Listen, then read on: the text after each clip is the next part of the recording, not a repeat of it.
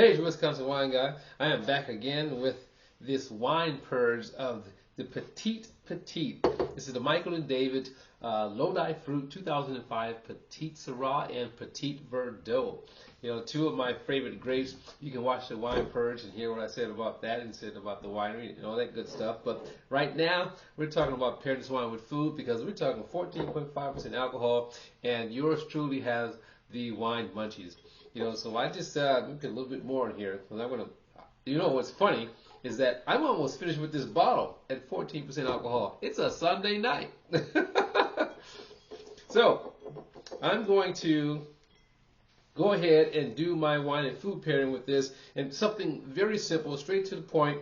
You know, I have a ground turkey chili with black beans and spices and tomatoes and slices of green bell pepper in it. Now that's going to be delicious. Then I have just a simple piece of ciabatta bread, ciabatta toast with extra virgin olive oil. So I'm going to give that a taste. Sometimes you got to go simple, and then when you go simple, then you go complex. So now, when I first had this, again, it was very dense, very rich, very full, lots of fruit.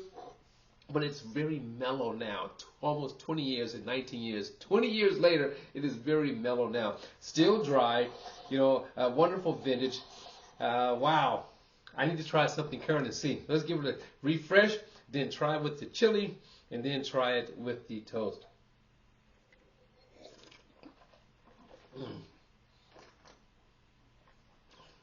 Wow, that's tasting good. Now, I did have a cork explosion again. I should say disintegrated cork. So that did take place. You can check out some of the pictures of that when I post them. But let's get into this wine and food pairing with my ground turkey chili. Hope I don't burn my tongue.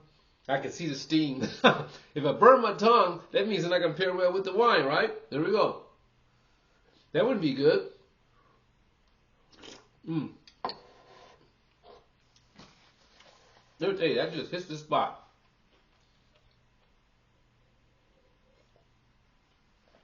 Oh, wow. Again, going back to 2005 for this vintage, all that in 2004, which is the first vintage I brought into my store when I had it.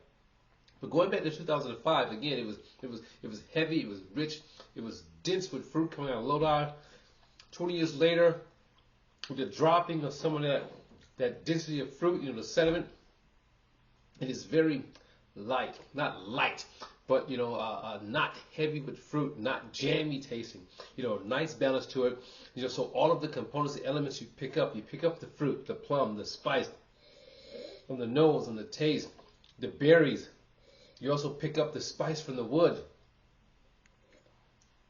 And with this dish, it just blends very well. Nothing overpowers the other. Don't want to burn my tongue.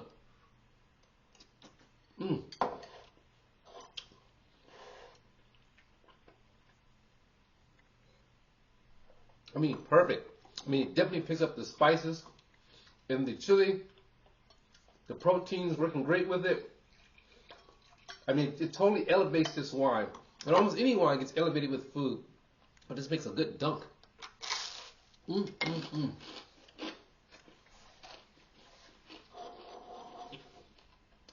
My Sicilian extra virgin olive oil.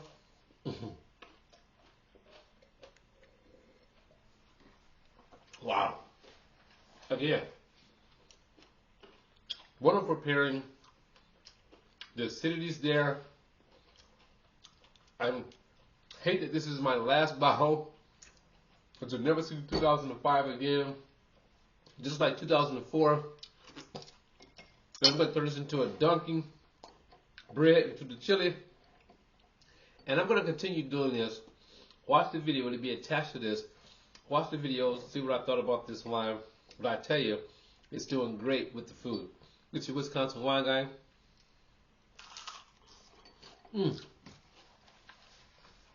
Saying as always, two things. Let your palate be the guide when pairing your wine and food, and purge those wines. Don't sit on them. Ciao!